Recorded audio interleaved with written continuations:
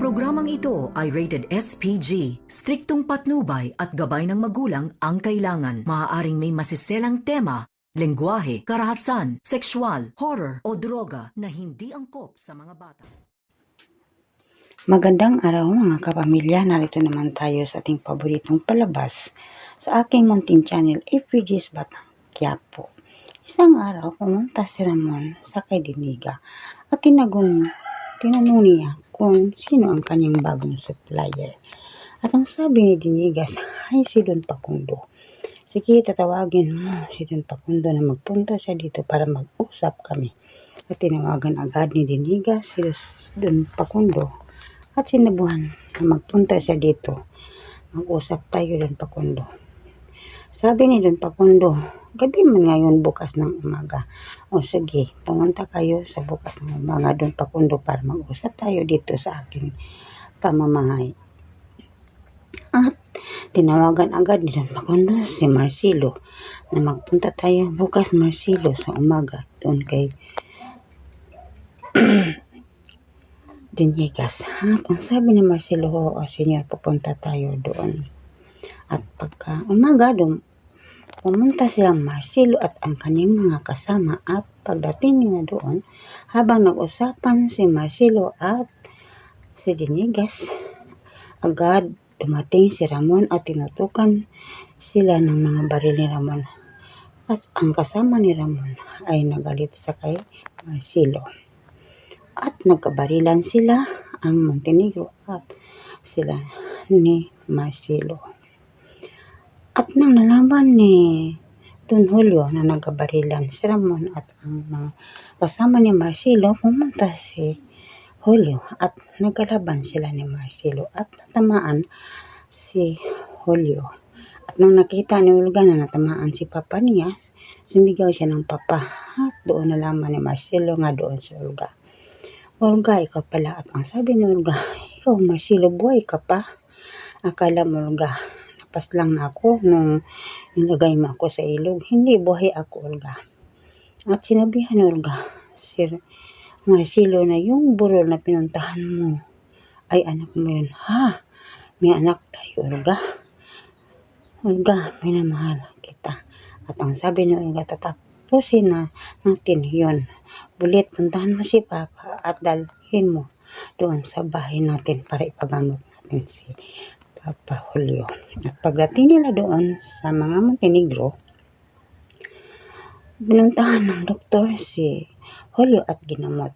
At nang nagamot na siya, tinanong ni Ramon kung kumusta ang palagay ng kanilang papa. At ang sabi ng doktor, ligtas na siya.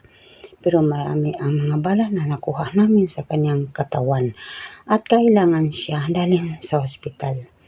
At tinawagan agad ni Ramon si Olga at tinanong kung sino ang bumaril sa kanyang papa. Ang sabi ni Olga, si Marcelo. Bakit kilala mo yun, si Marcelo?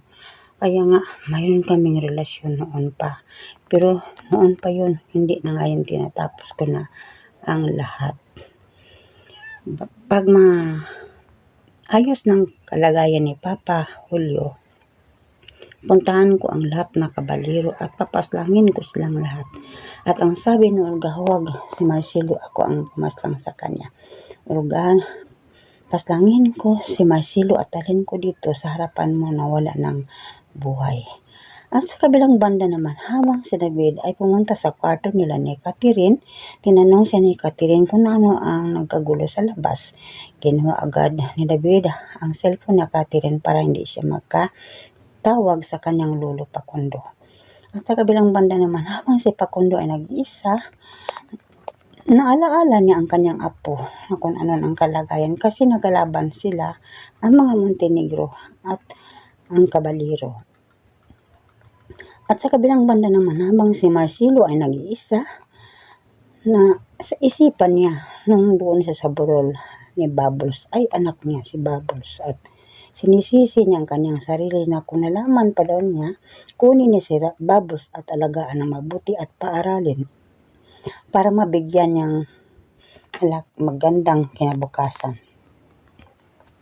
At sa kabilang banda naman, habang si Apo Manuel ay may taong dumating sa kanila sa bundok at nagsingil sa kanilang utang na kapag hindi sila makabayad sa kanilang utang ay paalisin sila sa kanilang tinirahan at naghingi ng awa si Apo Manuel na hintayin mo na, wala pa kami pira, maghanap pa kami ng para pangbayad sa iyo.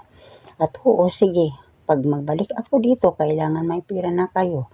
Kapag wala kayong ibabayad sa akin, kailangan mag-alis na kayo dito.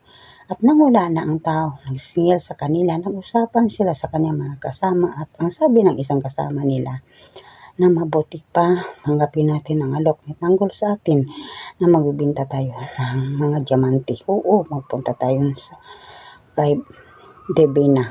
At nandoon na si Divina sa kaniyang tahanan.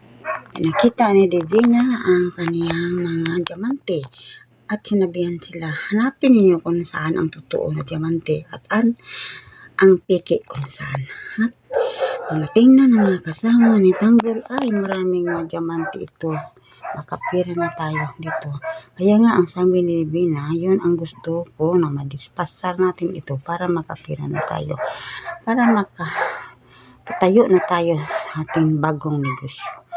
At hanggang dito na lang mga kapatid. Abangan naman natin bukas kung ano naman ang palabas sa ating paboritong FPG's Batang Quiapo. At huwag niyo akong kalimutan sa pag-share, like, subscribe. Maraming salamat.